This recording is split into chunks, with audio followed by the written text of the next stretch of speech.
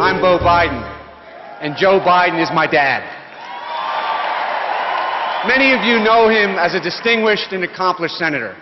I know him as an incredible father and a loving grandfather, a man who hustled home to Delaware after the last vote so he wouldn't miss me and my brother's games, who after returning from some war-torn region of the world would tiptoe literally into our rooms and kiss us goodnight, who turns down some fancy cocktail party in Washington so he won't miss my daughter Natalie's birthday. The truth is, he almost wasn't a senator at all. In 1972, shortly after his improbable victory, but before he took the oath of office, my father went to Washington to look at his new office space. My mom took us to go buy a Christmas tree. On the way home, we were in an automobile accident. My mom, Nelia, and my sister, Naomi, were killed. My brother, Hunter, and I were seriously injured and hospitalized for weeks. I was just short of 4 years old. One of my earliest memories was being in that hospital, my dad always at our side. We, my brother and I, not the Senate, were all that he cared about.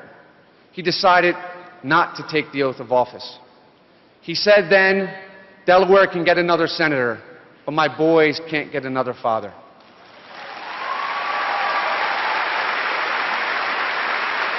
However, great men like Ted Kennedy, Mike Mansfield, Hubert Humphrey, men who have been tested in their own right, convinced him to serve. He was sworn in the hospital at my bedside. As a single parent, he decided to be there, to put us to bed, to be there when we woke up from a bad dream, to make us breakfast. So he traveled to and from Washington 4 hours a day. 5 years later, we, my brother, Dad, and I married my mom, Jill.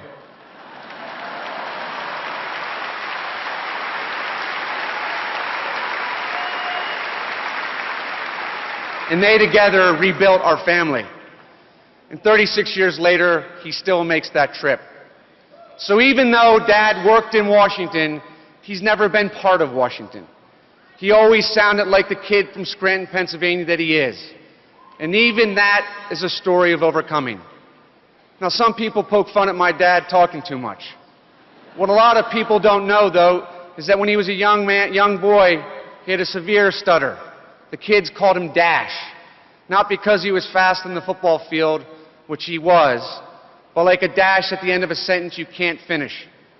But now he speaks with a clear and strong voice. He says what needs to be said, and he does what needs to be done. When domestic violence was often a dark secret, Dad wrote the Violence Against Women Act, which gave countless women the protection and support and protection and a new chance at life. When crime was spiking in our communities, Dad wrote the crime bill that put 100,000 cops on our streets and led to an 8-year drop in the crime across America. And when Serbian thugs were committing genocide in the Balkans, Dad didn't hesitate to call Slobodan Milosevic a war criminal to his face, and to convince Congress and our allies to act. He's willing to speak truth to power, to the White House and to world leaders. I know my father will be a great vice president. As I mentioned, my dad has always been there for me, my brother, and my sister every day. But because of other duties, it won't be possible for me to be here this fall, to stand by him the way he stood by me. So I have something to ask of you. Be there for my dad, like he was for me. Be there for Barack Obama, because our country needs him. Be there for both of them, because millions of families need to know that their best days aren't behind them, but are ahead of them. Be there for both of them, because millions of people are trying to overcome just like my dad overcame. Be there. Be there because Barack Obama and Joe Biden will deliver America the change we so desperately need. Please join me in welcoming my friend, my father, my hero, the next Vice President of the United States, Joe Biden.